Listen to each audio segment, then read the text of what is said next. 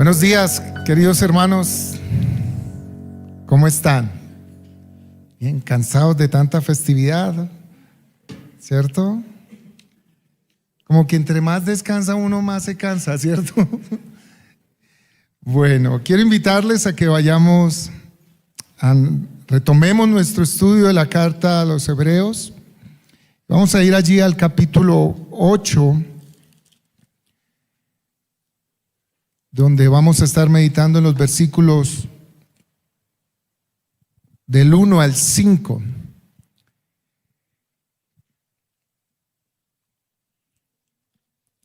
Hebreos capítulo 8,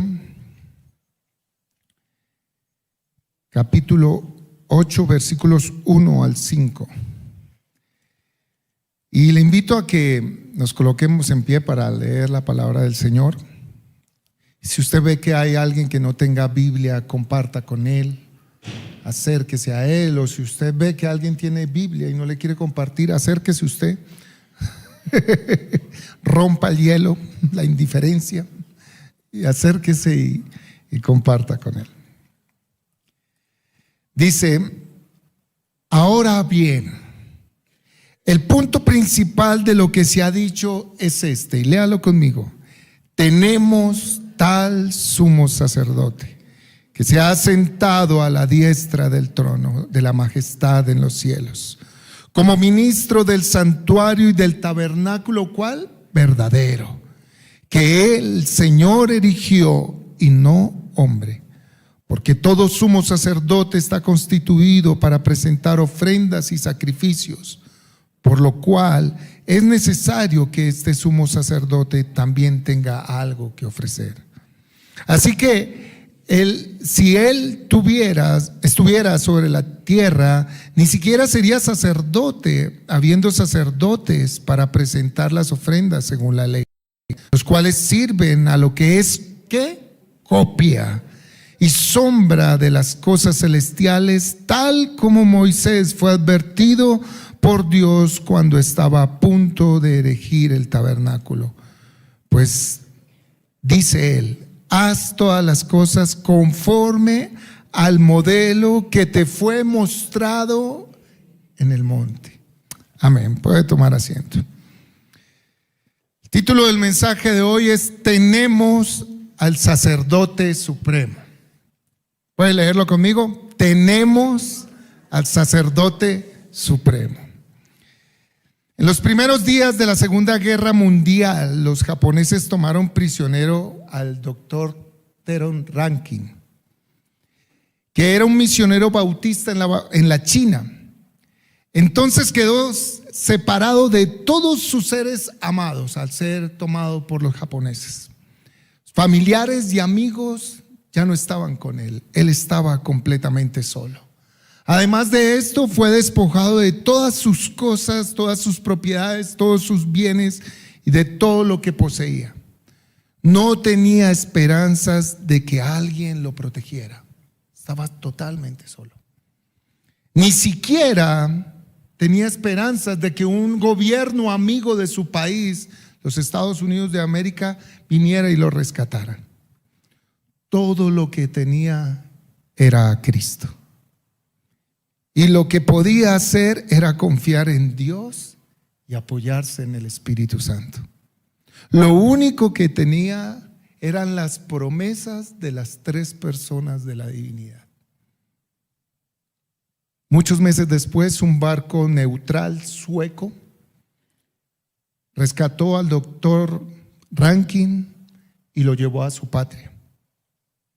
Más tarde, el doctor Rankin dijo que cuando no tenía nada más que confiar sino en Dios, en Cristo y en el Espíritu Santo, su actitud hacia los captores japoneses cambió. Es decir, desde el momento en que él se aferró, desde el momento en que él se aseguró, se ancló y confió en Cristo, el temor que tenía desapareció y empezó a ver a sus captores de manera diferente. La historia de este misionero es un ejemplo de que cuando pasamos por sufrimientos, aflicciones y duras pruebas por causa de nuestra fe en Jesús, tenemos al sacerdote supremo. Lo único que tenemos es al sacerdote supremo. Es el único en el que podemos confiar para que nos libre de las pruebas por las que estamos pasando. Hermanos, en el texto que acabamos de leer, el autor está interesado en ayudar a los que le está hablando, a los miembros de esa comunidad, de esa iglesia, les está animando a levantar su mirada en medio de las aflicciones, en medio de los sufrimientos, en medio de las penurias que les están agobiando su alma y que los están incitando a abandonar la fe, a dejar a Cristo a un lado. La intención aquí del autor no es, cuando hablamos de exhortar, es animar, alentar, fortalecer, no regañarlos, ¿cierto? Cuando a alguien le dicen lo vamos a exhortar, no, ay, no, tengo que exhortar, ay no, un pasito. No, es animarte, es alentarte, es levantar tu ánimo, es levantar tu fe, es fortalecerte. Y esa es la intención que tiene el autor, de hablarle a esa comunidad que está pasando por fuertes persecuciones, fuertes sufrimientos, fuertes situaciones. Y creo que es un texto apropiado para nosotros que ya pasaron las festividades y de pronto hemos vuelto a las realidades. Reímos un poco, celebramos un poco, pero nuevamente nos dimos cuenta que las aflicciones siguen, que las pruebas siguen, que las batallas siguen y que todo sigue. Ahora, introduciéndonos al texto y en el mensaje que vamos a tener, el título es: tenemos al sacerdote supremo. ¿Y qué es lo que vamos a ver? Que ese sacerdote supremo que él está hablando es el real, el verdadero, ¿cierto? Pero también vemos que es el sacerdote que ejerce un sacerdocio supremo. Y esto nos va a llevar a entender cómo es que el escritor quiere alentar a la comunidad. Y lo primero que él hace, él viene en los capítulos 7, él viene hablando acerca del sumo sacerdote, ¿sí recuerdan? Entonces, él viene argumentando y viene explicando que Jesús es el que reúne las calificaciones, los requisitos, el perfil para ser ese sumo sacerdote, ¿cierto? ¿Por qué? Porque está diciendo que ese sumo sacerdote que ahora tienen, que ahora tenemos, ¿cierto? No es un sacerdote como muchos, sino que es un sacerdote único y exclusivo, suficiente para entender a las necesidades de todos los creyentes. Ese sacerdote está puesto a favor de los hombres delante de la presencia de Dios, que no es un sacerdote que está sujeto a la muerte, es un sacerdote inmortal, que no es un sacerdote cuyo ministerio es temporal, sino que es perpetuo. No es un ministerio que empezó y va a terminar, como sucedía con el sacerdocio levítico para los que lo ejercían. Que no es como los sacerdotes levíticos, que los sacerdotes tenían que presentar primeramente ofrendas por su pecado y luego sí presentar ofrendas por el pueblo. No, este sacerdote era sin pecado, pero también presentó una sola ofrenda por el pecado de todos. Y dio los argumentos y dio toda su tesis, presentando cada una de las cualidades que aseguraban y afirmaban que Jesús es el supremo sacerdote. Cuando entra al capítulo 8, lo primero que dice, ¿qué es? ¿Cuál es la palabra que tienen ahí? Ahora bien. Después de una gran argumentación y gran afirmación de que Jesús es el gran sumo sacerdote, dice, ahora bien. Hace como una pausa, es como decir, préstenme atención, hermanos. Les he hablado todo esto, pero vengan, préstenme atención. ¿Por qué está haciendo esto? Porque la intención del autor es ahora hacer una conclusión, hacer una afirmación que va a estremecer la mente de sus oyentes, que va a afirmar la fe de sus oyentes, que va a levantar el ánimo de sus oyentes frente a lo que están viviendo. Y la afirmación es esta, miren, el punto principal de lo que se ha dicho es este. ¿Cuál? ¿Qué dice? Tenemos al sumo sacerdote. Frente a lo que están viviendo, le está diciendo: miren, hermanos, el punto principal de todo lo que les he argumentado es esto: tenemos al sumo sacerdote. Ahora, estas palabras no van a tener sentido para usted y para mí si no entendemos un poco el contexto, ¿cierto? Porque es una afirmación y es una conclusión muy importante tanto para ellos como para nosotros los creyentes, y aún para aquel que no conoce al Señor.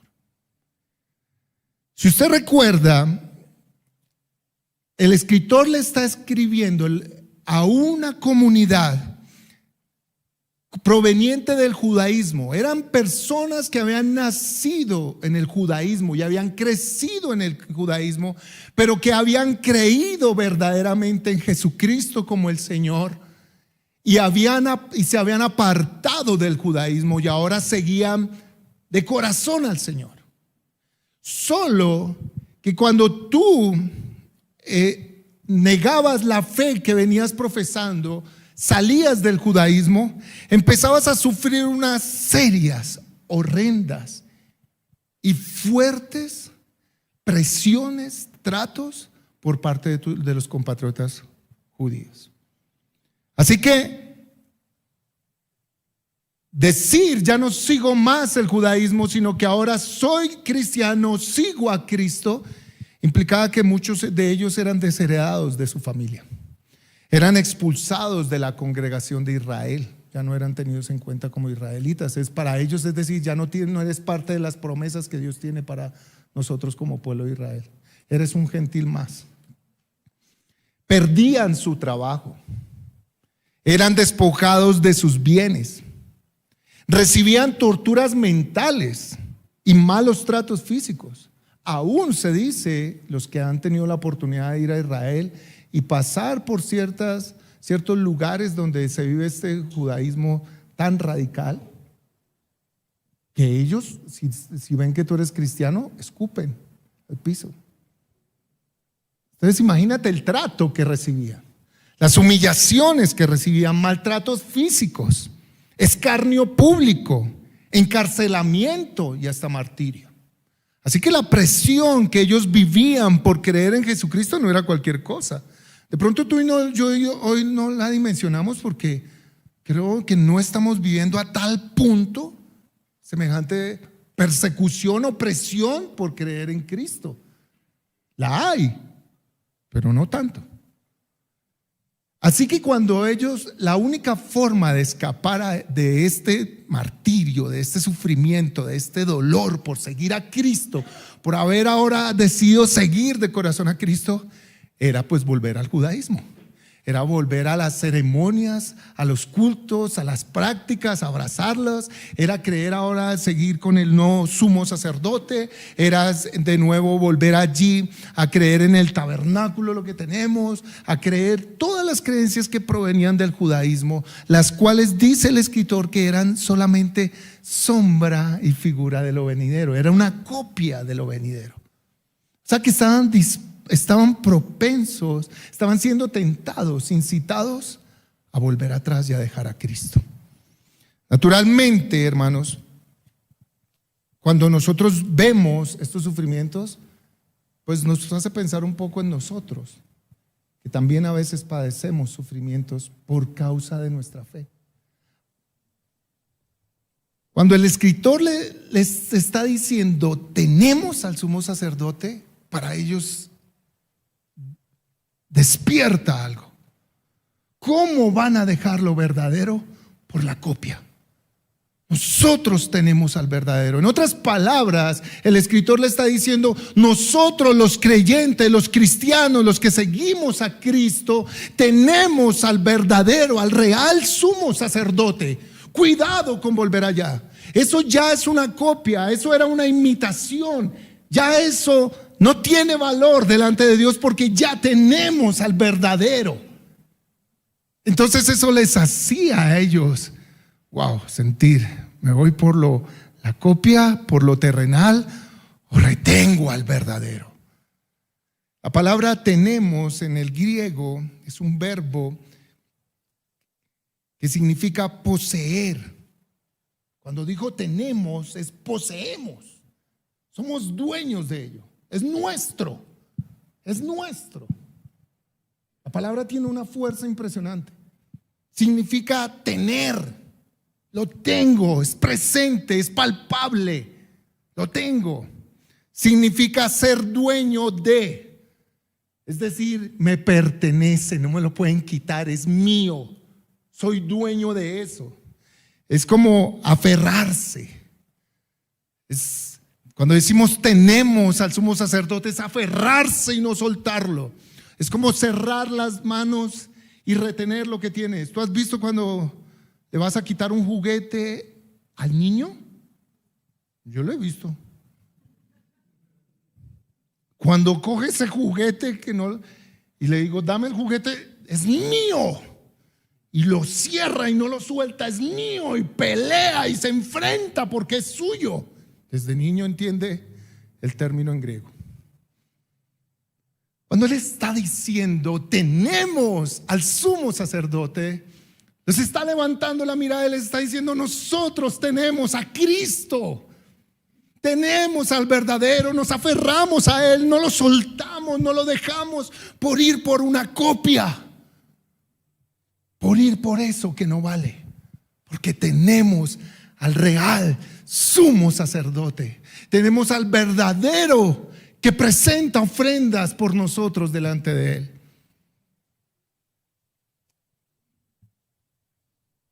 Pero seguirlo a él implicó sufrimientos. Así que aquí toma fuerza lo que el escritor está diciendo. Punto principal es esto: tenemos al sumo sacerdote, al verdadero, al real, al que es. Eso nos ayuda a ver algo, y me recuerda un poco las palabras del Señor Jesucristo cuando nos habla acerca de lo que implica seguirle a él. Él nos dijo que si alguien quiere venir en pos de mí, ¿qué debe hacer? Negarse a sí mismo. ¿Y qué más? Tomar su cruz. ¿Cada cuánto? Cada domingo. De vez en cuando. Cuando tenga la fe como full. Cada día. Cada día tome su cruz. ¿Y qué haga? No, que es en la casa. Que es descansando. Busca el reposo. Que es entretenido. Sígame. Dice, porque el que quiere salvar su vida, ¿qué le va a pasar? Pero el que la pierda por causa de mí, ¿qué pasa? La hallará. Y es que este contexto que vivían ellos y esto que nos estamos viendo, nos enseñan que cuando llegan los sufrimientos y las aflicciones por causa de la fe, también llega la tentación, escuche. Llega la tentación a que busquemos la forma de evitar y escapar de tales sufrimientos, dejando de un lado a Cristo. Como cuando tú quieres comprar un artículo, un teléfono, una nevera o un carro, y tú quieres el original, ¿cierto? Pero cuando le miras el precio, es un alto precio el que tienes que pagar por el original. Entonces te llega la tentación. Compra la imitación, que es más bajita, no tienes que esforzarte, no tienes que pagar, no. ¿Por qué? Porque eso tiene un costo. Seguir a Cristo tiene un costo que algunos no quieren pagar, que esta sociedad actual no quiere pagar. Y cuando vienen los sufrimientos, somos tentados, llega también la tentación a tratar de evitar el sufrimiento, a evitarlo, ¿sí? Yo quiero una vida en paz, yo quiero una vida tranquila. Esa es una tentación grande. Para ir en búsqueda de lo que es copia de Dios. No lo original, sino lo que es copia de Dios. ¿Dios nos da la verdadera paz? Hay cosas que dan paz, pero son copias. No es una paz verdadera, es una copia del Señor. ¿Queremos estar en reposo en el Señor? Sí, hay cosas que dan reposo, pero son copias, no son el verdadero reposo. ¿Queremos sentirnos amados? ¿Queremos el amor de Dios? Sí, hay amores que son copias, pero no es el verdadero amor. Entonces, cuando estamos en esos sufrimientos, somos tentados a ir a buscar reposo, a ir a buscar la paz, la tranquilidad en lo terrenal, dejando a un lado a Cristo. ¿No le ha pasado que cuando usted está cargado, y a veces a los hombres nos pasa mucho eso, digo nos pasa, ¿sí? Me incluyo. Estamos cansados. ¿Y cuál es nuestro sitio de reposo? Tenemos tantos problemas en el trabajo, la casa. ¿Y cuál es nuestro sitio de reposo? A ver, confesemos. O yo me confieso primero. La televisión. Bueno, el partido, ¿cierto? Ahorita oro. Mañana temprano. Yo siempre oro a las 4. Mañana temprano. Y estoy buscando, si no te das cuenta, estoy buscando el reposo que solo hallo en la presencia de Dios en las copias. No tiene de malo que vea un partido, hermano, no estoy censurando eso. Solo que miremos que nuestro corazón nos engaña y somos tentados.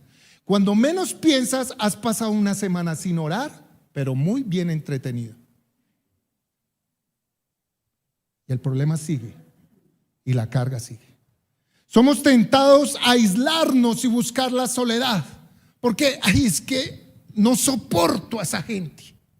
Es que no los soporto, es que no los veo, no, es que yo no puedo. Yo me sorprendo que ahora los jóvenes dicen yo soy asocial. ¿Es cierto? Dicen así. ¿Cómo así? ¿Por qué desde tan pequeño estás diciendo que eres asocial? Sí, porque no me gusta relacionarme. Por eso es una mentira. ¿Por qué? Porque te estás relacionando conmigo. Estás hablando, estás compartiendo. O lo que quieres que decir es que vas asocial. Cambiémosla. Vas a ser muy social.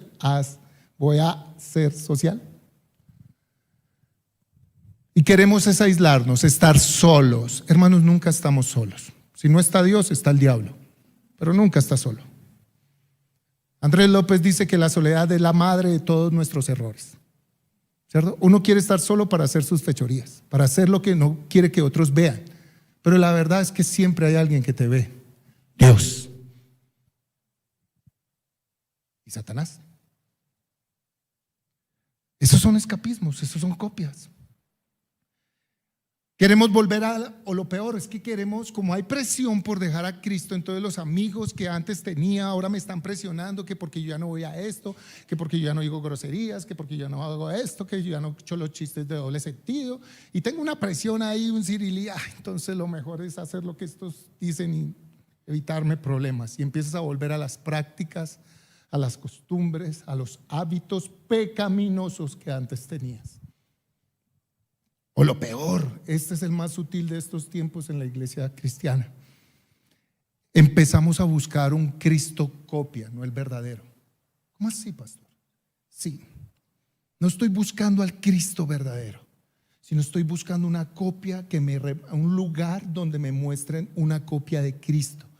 Un Cristo más humano, más 100% hombre, 5% Dios, que entiende mis necesidades, que satisface todos mis intereses, todos mis deseos, que cumple todos los deseos de mi corazón, que no me está regañando por mis debilidades, porque ya no las llamamos pecados, sino debilidades, sino que sea más compasivo más tolerante, con mis debilidades, pero que siempre me esté hablando de sus promesas, que siempre me esté hablando de sus bendiciones.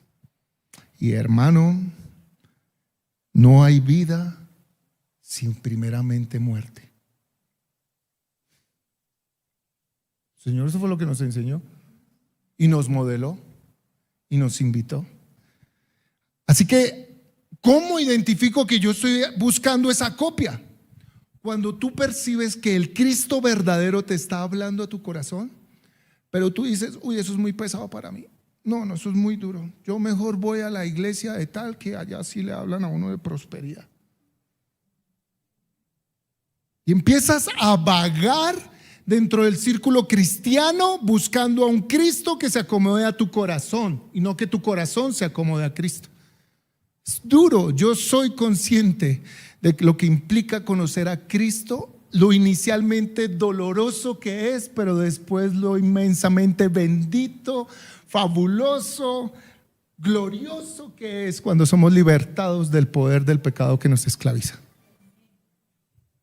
Al comienzo es feo, no nos gusta confrontarnos con ese Dios que nos dice: estás en pecado, eres mentiroso, eres orgulloso, eres rebelde, eres altivo. No nos gusta, pero yo te quiero dar un nuevo corazón, manso, humilde.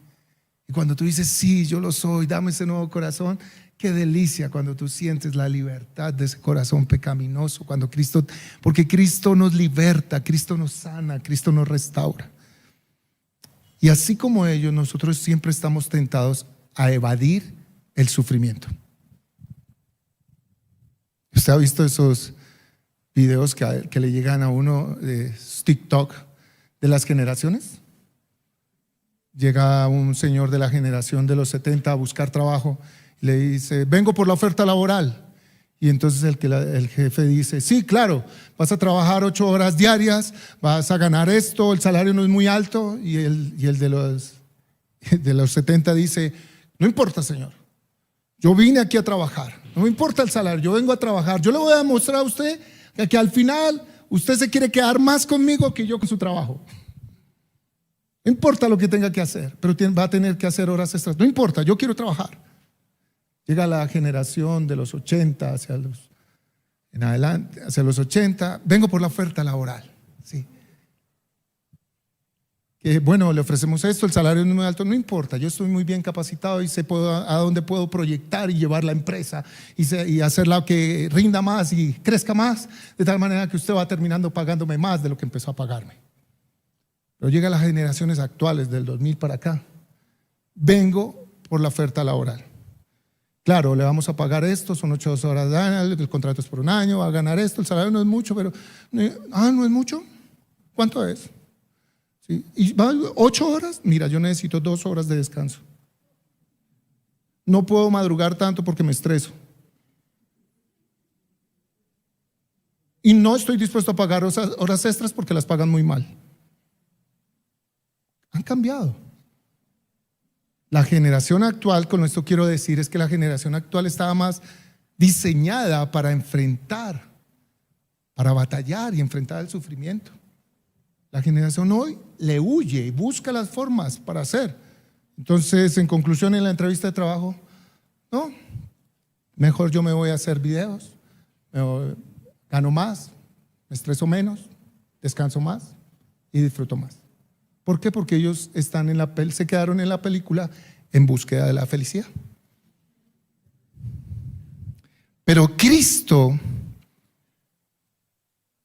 nos enseña que el verdadero creyente no huye del sufrimiento, que el verdadero creyente que sufre por seguir a Cristo, por llegar a Cristo, no huye de ese sufrimiento, sino que se aferra a Jesús. Es consciente que tiene a Cristo, es consciente que Cristo está en su vida, es consciente que tiene a alguien superior, a alguien que en verdad todo lo puede en Él porque Él lo fortalece. Él se aferra en medio de la dificultad a Cristo, no huye, no la deja. Él está firme, Él pasa por el sufrimiento. ¿Por qué? Porque sabe que tiene a Cristo. Tiene a Cristo. Cristo lo tiene. Y cuando ellos entendieron que tenían al sumo sacerdote verdadero, como que eso les ayudó a pesar la balanza y a decir: no, me aferro, me agarro de Cristo. Así que vamos a tener la tentación de dejar a Cristo. Vamos a tener la tentación de evadir el sufrimiento que pasamos por causa de Cristo. Ahora, déjenme hacerle este paréntesis. Miren, hermanos, personalmente, y yo creo que puede ser para algunos de la misma manera, pero veo que nuestro sufrimiento no es porque alguien nos esté persiguiendo por causa de nuestra fe. Incluso para algunos hoy decir soy cristiano, eso es de moda. Tú ves que sale un jugador y hace así, y todo el mundo dice, ay, ese es cristiano. Muchos me dicen Señor, Señor, pero yo les digo, no los conozco. Pero los sufrimientos que padecemos por causa de Cristo a veces son los de nuestra propia carne. O sea, ese es un amén. ¿Cierto? O sea, luchamos más con nuestra carne y con el evangelio. Entonces conocimos a Cristo, ¿cierto? Y como que reverdeció el mal en nosotros. Me di cuenta de mi orgullo, de mi soberbia, de mi terquedad, de mi desobediencia, de mi avaricia, de mi codicia, y lucho con eso, ¿cierto? ¿Por qué? Porque el viejo hombre se resiste. Y los problemas, si nos damos cuenta, los problemas y los conflictos que más tenemos entre nosotros son por temas carnales. ¿Que por causa del evangelio? O sea, yo no he visto al primer apedreado porque está predicando a Cristo, perdónenme. A mí no me ha llegado esa aflicción. Pero me doy cuenta que los problemas que tenemos es porque caminamos más en la carne, en los deseos y en las pasiones de nuestra carne, que por Cristo. Es decir, de una u otra forma no estamos aferrados al Cristo verdadero, no estamos andando en el Espíritu, sino que estamos andando en una copia de Cristo que acepta lo terrenal, lo carnal en ti, pero tú eres cristiano, pero te comportas, vives, y por dentro de ti hay una amargura interior que no te deja vivir a Cristo.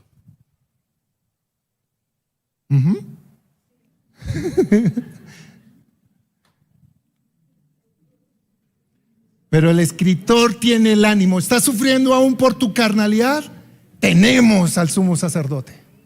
Tenemos al sumo sacerdote, al verdadero, al original. Ahora él, para ayudarles a ampliar cómo tenemos, va a ahondar un poquito más, y lo que va a hacer ahora es hablarles acerca del oficio y de la labor que este gran sumo sacerdote realiza para que su ánimo se levante y ponga su mirada en lo que ya tienes a Cristo. Y entonces en el versículo 1 al 3 dice lo siguiente. Ahora, el punto principal de lo que se ha dicho es este: tenemos al sumo sacerdote. ¿Qué ha hecho este sacerdote? Se ha sentado a la diestra del trono de la majestad en los cielos. ¿Qué más hace este sacerdote? Como ministro en el santuario, en el tabernáculo verdadero, que el Señor erigió, no el hombre, porque todo sumo sacerdote está constituido para presentar ofrendas y sacrificios, por lo cual es necesario que ese sumo sacerdote también tenga algo que ofrecer. El escritor ahora les va a hacer ver y nos va a hacer ver a nosotros qué hace ese sumo sacerdote. Todos, cuando pensamos en el Señor sentado en su trono rodeado de luz, pensamos que Él está allá sin hacer nada. Y lo más bonito es que Él va a alumbrar el entendimiento de ellos y el nuestro, para que el conocimiento y el entendimiento del valor de ese sumo sacerdote ayude a su fe, para que se aferren a Él en medio de las aflicciones y pruebas que tiene. Y hace tres cosas. Primero, le dice: está sentado a la diestra del trono de la majestad en los cielos. Jesús, el sumo sacerdote, es tan preeminente e infinitamente superior a todo sacerdote terrenal, que su ejercicio es en el cielo, hermanos. En el cielo. Y no en el lugar santísimo terrenal como lo hacían los antiguos sacerdotes. Él sirve en la presencia misma de Dios. De lo más sublime de este sacerdocio es lo siguiente: que los sumos sacerdotes levíticos, cuando iban a presentar la ofrenda al lugar santísimo de Dios, se mantenían en pie por un ratico y luego salían. Ellos no aguantaban mucho allí en la presencia de Dios y se mantenían en pie y debían de salir para luego volver a presentar ofrendas. Lo más hermoso es que este sumo sacerdote entró y se sentó. Y ese se sentó tiene varios sentidos. El primero, porque la ofrenda que presenté es perfecta, agradable y para siempre, y no requiere más ofrendas de sacrificio por sus pecados. Ya ustedes han sido perdonados, han sido justificados, no existe más ofrenda. Fue perfecta y fue aceptable. Y yo fui aceptable. Cuando Cristo se sienta en el trono, no es que se sienta a descansar, sino es como aquel que se sienta, como aquel que ha sido calificado para el cargo y lo asume. ¿Sí me estoy entendiendo? Dando a entender, perdón. Pero lo segundo es que dice que se sienta a la diestra de la majestad, es decir, de Dios. Él se sienta a gobernar, porque recuerde que en el sacerdocio de Jesús, el oficio de sacerdote y de rey gobernante se fusionan y Él se sienta a gobernar. Así que el sacerdote que tenemos no es cualquier sacerdote, es uno que está sentado en el trono de Dios, gobernando, rigiendo, al control de todas las situaciones que ocurren en este mundo y hasta la más mínima que ocurre en tu vida, porque ningún cabello de tu cabeza se cae si no es la voluntad de Él. El más detalle, si mis cabellos están contados por Él, eso significa que cada detalle de mi vida y de tu vida están al control del dominio del sacerdote supremo que tenemos. No están fuera de control. Tú y yo pensamos que nuestra vida está fuera de control, pero no está fuera de control. Lo otro que le dice es servidor del santuario verdadero, del tabernáculo verdadero que el Señor erigió y no el hombre. Jesús es el sacerdote supremo porque sirve en el santuario y tabernáculo verdadero hecho por Dios. Es el verdadero, no es la imitación. En el versículo 5 dice: tal como Moisés le fue advertido por Dios cuando estaba a punto de erigir el tabernáculo, de hacerlo, pues dice: haz las cosas conforme al modelo que te fue mostrado. Ese tabernáculo, ese lugar donde Jesús está, es un lugar el cual Dios le permitió a Moisés verlo y generar una copia terrenal de lo que él vio, y le dijo: hazlo exacto como te lo mostré. Lo que él tiene es una copia, como cuando tú vas a comprar una vivienda y vas a esos casas, los lugares de venta, y te muestran la maqueta. Tú estás viendo una copia, ¿cierto? Tiene 3 baños, tiene esto, tiene, sí, tiene parque y tiene, qué chévere. Y después le dicen: venga, le muestro el real. ¡Wow! ¿Cierto? Dice: ¡ay, mira! ¡Ay, sí, esos pisos! Porque allá no vio los pisos, ¿cierto? ¡Ay, esa pintura! Sí, no lo venden con muebles y todo, porque ve más cosas en lo real. Así fue Moisés, trajo la copia, la maqueta. Pero Jesús está en el verdadero, en la presencia misma de Dios, en ese lugar que es el verdadero tabernáculo en los cielos. Ese lugar que Isaías lo describió: vi al Señor sentado en el trono alto, exaltado, y el borde de su manto llenaba el templo. Llenaba la gloria de Dios. Jesús, nuestro sumo sacerdote, está realizando su oficio de intercesión por nosotros en la presencia misma de Dios. Ir a lo terrenal era hasta que el sumo sacerdote cada año estuviera en la presencia de Dios y rogara por nuestros pecados. Él no, Él está constantemente en la presencia de Dios, haciendo su oficio de interceder por nosotros. Y dice: y trajo ofrenda delante de Él. Los sacerdotes tenían que traer, nunca podían llegar con las manos vacías delante de Dios. Debían de traer una ofrenda, y por lo general traían la sangre del cordero que había sido inmolado y la ofrecían delante de Dios. Pero a diferencia de este sacerdote, Jesús trajo una sola ofrenda. Ellos traían muchas, pero Él necesitó solo una ofrenda para ser agradable a Dios. Y la ofrenda que trajo no fue de machos cabríos, porque eran inservibles, como lo dice el autor en Hebreos. Trajo su propia sangre. ¿Te imaginas eso? Ante la presencia de Dios, Jesús, 100% hombre, está presentando su sangre, y es aceptada por el Dios santo, santo, santo, y es recibida como agradable y perfecta. Y no hubo necesidad, tan perfecta era que Él dijo: no hay necesidad de más sacrificios. ¿De qué nos sirve esto, hermanos? Entender, ver esa gloria de donde está sirviendo nuestro Señor, ver el oficio de nuestro supremo sacerdote. Si las aflicciones y las presiones de la vida nos incitan a dejar a Cristo por ir por las copias terrenales, por los placeres terrenales, el conocimiento y el entendimiento del valor de quién es Él y de lo que Él hace por mí Me fortalece para aferrarme ante la tentación y mantenerme aferrado a Él. El conocerlo más, el entenderlo más, el saber lo que Él hizo por mí, el saber lo que Él está haciendo continuamente por mí, está intercediendo por mí.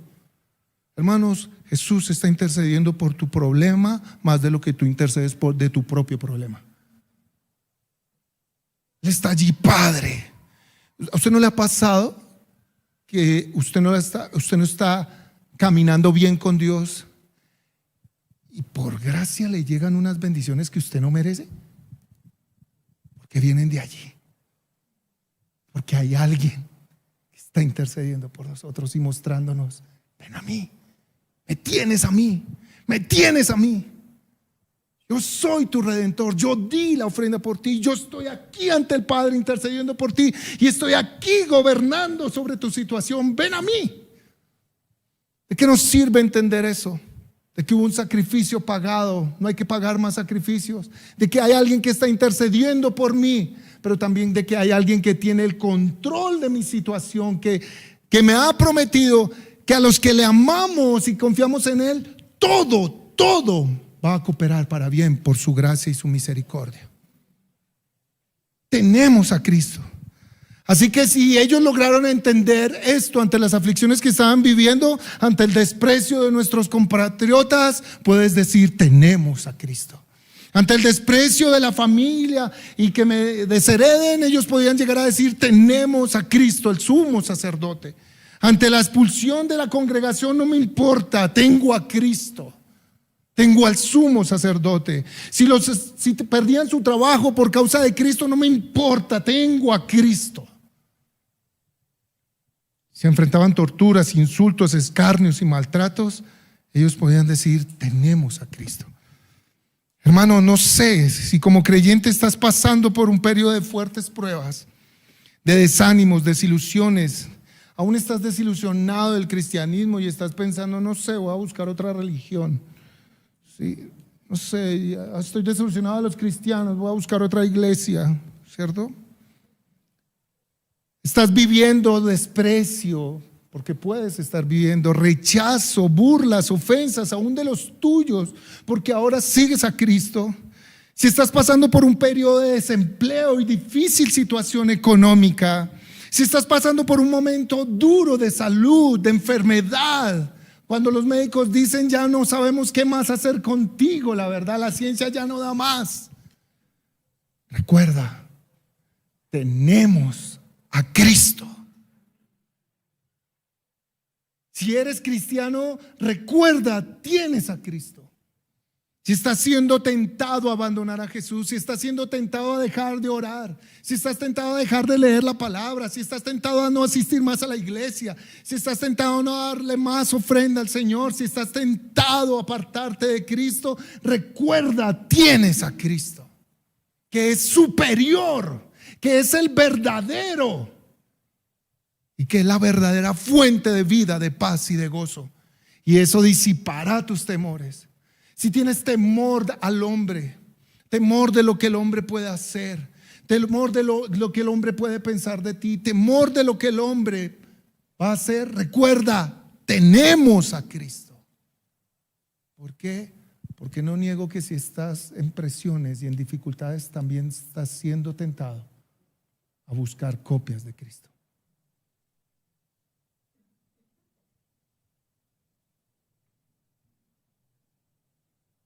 Chicos, jóvenes, solteros, cuando pierdes las esperanzas de que no hay una pareja para ti, ¿qué tienes que decir? Tengo a Cristo. Y espera, no te busques una copia, porque la copia perece y está descontinuada. Pero el verdadero también tiene a Cristo.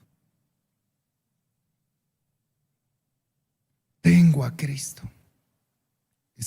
Ahora, decir tengo a Cristo tiene que implicar esto, hermanos.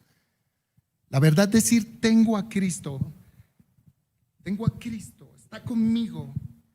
Lo que verdaderamente implica decir es: Cristo me tiene. Yo no puedo decir tengo a Cristo hasta que verdaderamente estoy seguro y siento que Cristo me tiene. Es decir, viendo si Él es el sacerdote supremo y viendo todo lo que Él hizo, ¿cuándo yo puedo decir que Cristo me tiene? Cuando yo, por el sacrificio que Él presentó delante del Padre, he recibido el perdón, la salvación, la reconciliación con Dios y estoy en comunión con Él. Hablo con Él, sé que me oye y yo también le oigo por medio de su palabra. Ahí me tiene Cristo. Segundo, Él está sentado en el trono. Cuando yo estoy sujeto a su autoridad y señorío, cuando voluntariamente doblego mis deseos, mis anhelos, mi vida a la autoridad del gran rey y me muevo conforme a lo que el rey dice y no conforme a lo que yo quiero, pero lo doblego y siento que Dios tiene el control de mi vida, de mi futuro, y le digo: no sea como yo quiero, sino como tú quieres. Y se siente, hermanos, créanme, se siente que yo ya no tengo el control, sino lo tiene Cristo. Y puedo decir: tengo a Cristo, porque Él me tiene a mí. Si como creyente estás pasando por esas luchas, levanta tu mirada al Dios que pagó el precio por ti, al sumo sacerdote que se ofreció por ti, pagó el precio y te reconcilió con Él, que intercede por ti, que está contigo y que tiene control de tu vida. Levanta tu mirada a Él frente a la situación que estás pasando, lo que la situación te está diciendo, y dile: sí, esto está ocurriendo, pero yo tengo a Cristo. Y si no has conocido al Señor, y hoy el Espíritu Santo te ha dado entendimiento y te ha dado comprensión de quién es este Jesús, este gran sumo sacerdote, y de que tú necesitas de Él para que tu vida tenga paz y sea libre del temor y tengas seguridad, tengas confianza, tengas gozo, tengas bendición, tengas deleite aún en medio de la prueba. Tú necesitas creer en Él y entregarle toda tu vida a Él, y que Él tome el control de tu vida y tú puedas decir: ahora tengo a Cristo. Porque el apóstol Pablo le dice a Timoteo: esto es verdad. Esto es verdad. Si morimos por Cristo, también viviremos con Él. Si soportamos los sufrimientos, compartiremos su reinado. Si decimos que no le conocemos, Él también dirá que no nos conoce. Y si aún fuéramos infieles a Él, Cristo permanece fiel, porque Él jamás rompe sus promesas. El misionero Theron Rankin encontró libertad de su temor frente a lo que vivía cuando se aferró a Cristo, cuando entendió que tenía al sumo sacerdote, cuando entendió que Cristo era el dueño de su vida y que su vida estaba en el control de Dios, y fue libertado. Dios le envió socorro, Dios lo sacó de su situación, Dios lo libertó de los temores y de los miedos internos que tenía. Asimismo, sucederá con nosotros cuando estemos seguros que tenemos a Cristo. Y la pregunta en esta mañana para orar y reflexionar es: hermano, ¿tú tienes al Cristo verdadero en tu vida? ¿Al sacerdote supremo que está allí, en la presencia misma, en el santuario verdadero de Dios? ¿O tienes una copia de Jesús? ¿O tienes una imitación de Jesús? Porque he visto en la historia del cristianismo que los que tienen a Cristo tienen una capacidad de no huir de la tribulación ni de los problemas, sino de aferrarse a su Creador, soportar la tormenta,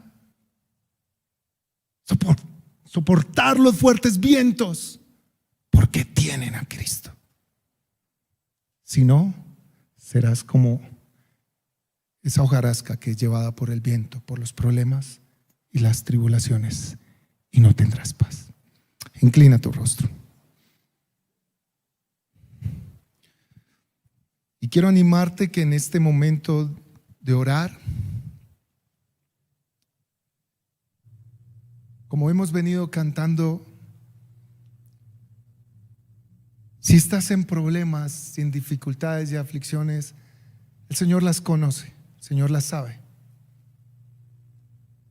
Pero le digas: te tengo a ti, Señor. Estoy pasando por esta situación, tú la conoces, pero te tengo a ti, Señor. Confío en ti.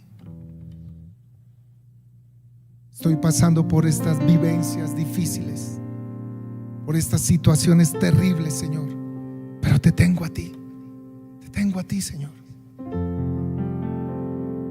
Me duele, sufro por esta situación con mi hijo, con mi esposo, con mi esposa, pero te tengo a ti, Señor.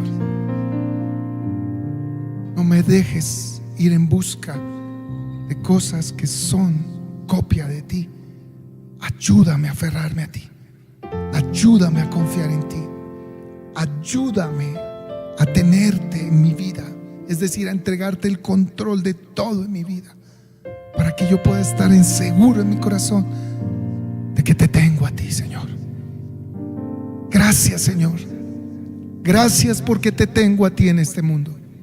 Gracias porque te tengo a ti en esta vida. Gracias porque ante las ansiedades, ante las aflicciones, ante los problemas, te tengo a ti, Jesús, el sacerdote supremo.